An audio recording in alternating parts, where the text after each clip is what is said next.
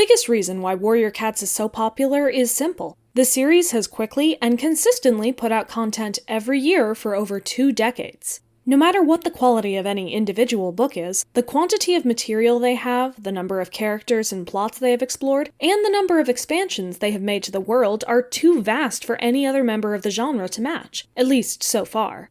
To keep up that pace, Warriors has always had to rely on a team of people to conceive of and write the books, distinctly separating those jobs in almost all cases. And that team has only grown with time to include comic artists and writers, artists for special books, more ghostwriters, and many more editors since Victoria Holmes left. That does mean that we as readers always have a lot of material to draw from for discussion, art, roleplay, games, writing, or analysis depending on our preferences and investment levels. But it also means that over 20 years and many, many people giving their input to the canon, we have had to grapple with several different sources of information. Were there a single, definitive source that the various creators had made from which to gauge all existing lore, characters, relationships, and otherwise in the world, in other words, a series Bible, some of the problems we have grown into could have been avoided, but by now, the damage has long since been done, and we have to live with the contradictions our disparate sources have made. Many, many books across the series have needed to or decided to retcon in elements that weren't discussed or were actively contradicted in previous material, when the new idea would better fit the story they were currently writing. In addition, even outside the books, various members of the Aaron team have said things about the characters or world that weren't in the published material, and often weren't agreed upon by the team, instead being thought of hastily in the moment. All these different sources, different people, and even different books have been considered canon at different times over the years. As a fandom, many of us, especially those less invested in the books, get our information second or third hand from artists or writers who have already reimagined or reinvented materials, or from people who didn't check the original source for their own information. But even when we look at the same canon published material, we can still interpret it differently, especially considering what other pieces of canon we may or may not have read for context. And whatever ideas we may get can then spread among the rest of the fandom and be considered as commonplace an idea as something in a published work. All of this is undoubtedly confusing, which is why today, I would like to go through a map of sorts to show how Warriors information gets to us, and from there, maybe we'll be able to figure out what to do with it. Starting at the top, we have the elements that go into a published work of Warriors. There are, of course, a lot of factors, but I have split it broadly into 3 categories. Editor notes, the extremely lengthy guidelines the editors come up with for the plots, character arcs, lore decisions, and so on for a book they're currently writing. Author interpretations, the small amount of personal choice or interpretation of a character that ghostwriters are able to inject while fleshing out the editor's outline. And publisher guidelines, whatever the needs of the publisher and team might be, absent of what they would like to put into a story. Putting all of these together is already bringing in a lot of voices, but they do work together, and it is still a relatively small and finite number of people. Once the book is published, though, things become much less contained. First, sometimes even before the books come out, fans of all ages will summarize the story, or parts of the story, for other fans to get a sense of what happens. These summaries are almost certain to contain bias of some sort, be it leaving out some details the summarizer didn't care about, focusing positively or negatively on a character or plot they have strong feelings about, or adding in or taking away details they genuinely didn't remember because they aren't summarizing the whole story word by word. Despite this, these summaries are, for many, the only way they consume certain books, either because they didn't have interest in this entry to begin with, or because the summary itself told them all they needed to know to make their decision.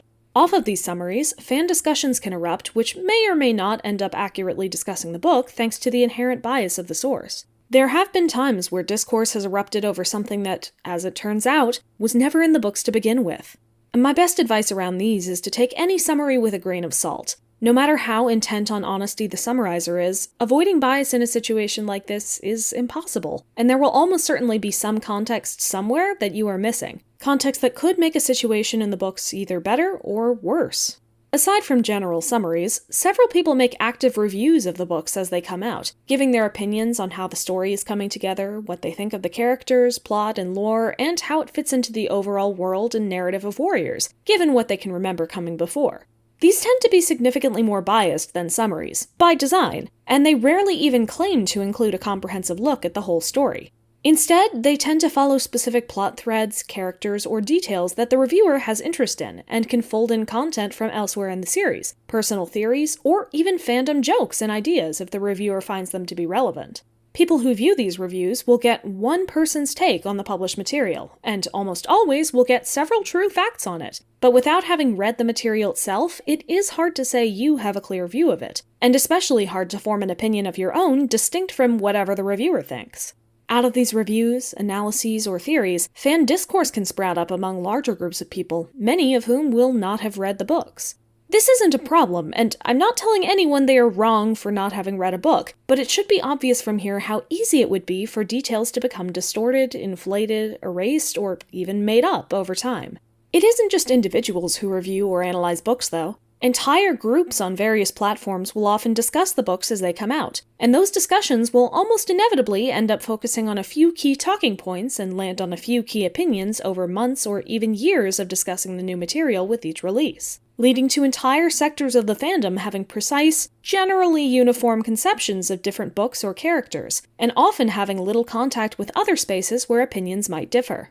Having two people who only know the books from these discussions, but on different platforms, speak to each other can often sound like these people couldn't have possibly read the same series, and it is where many, though not all, heated arguments sprout from. On a lighter note, the published material also inspires plenty of fandom material, but as you can see, those have their own categories, so we'll come back to this later.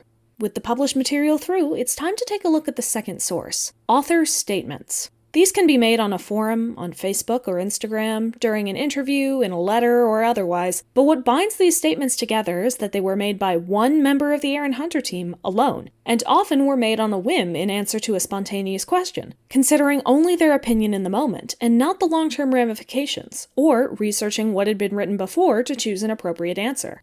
From my point of view, which, like anyone else's, is not an objective one, these are not as strong a source as anything in a published book would be. Even the people who made the statements don't have infinite faith in them, as in cases where authors later realized the implications of their words and went back on them. And many that weren't retracted simply never came to pass in the books, or were even contradicted in the material we had.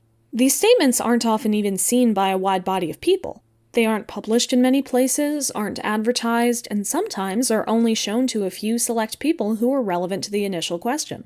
In a series made entirely by one person, comments like this could have more, though not total, canonical weight, thanks to being followed by more people and only filtering through the mind and memory of one person. But in this series with so many people working together, I honestly believe the only reason these statements have held power as long as they have is because of, we'll get back to that.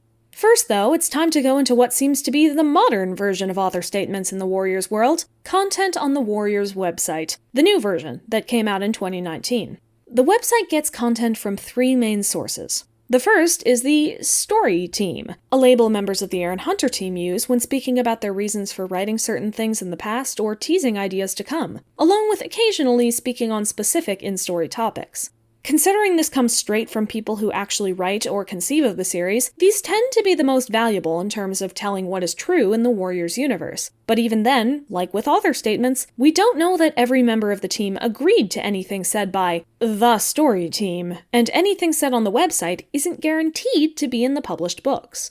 The second is the editors, staff who work specifically on the website that we, as a general audience, know little to nothing about. They put up articles on different Warriors topics and keep the website updated with announcements, quotes, and quizzes for people who follow the site regularly. But there isn't much they can offer in terms of deciding what is canon for the books, since they have no direct relation to them. The third is the fans, some who are sought out to provide their input on different topics, and many more who are showcased for their art, fan theories, or otherwise as a tribute to the fandom that has stayed alive for so long. It is genuinely great to see so many fans get a chance to see their hard work recognized, and for some to provide their own thoughts on the books, but this position doesn't hold any sway over the books themselves. However, all three of these sources are displayed on the same website, and like the published material, anything published on the website can be and is discussed, reviewed, joked about, and otherwise by the fandom outside the website. The Aarons themselves also go to the website sometimes to pick up what has been said about the books, and to canonize certain things that weren't stated to be true before, which is a dangerous venture if that information wasn't thoroughly checked over first. And of course, a lot of things that go on the website wind up on one other platform, It's time to discuss the Warriors Wiki. Let me be clear right off the bat that this is not going to be a criticism of the platform.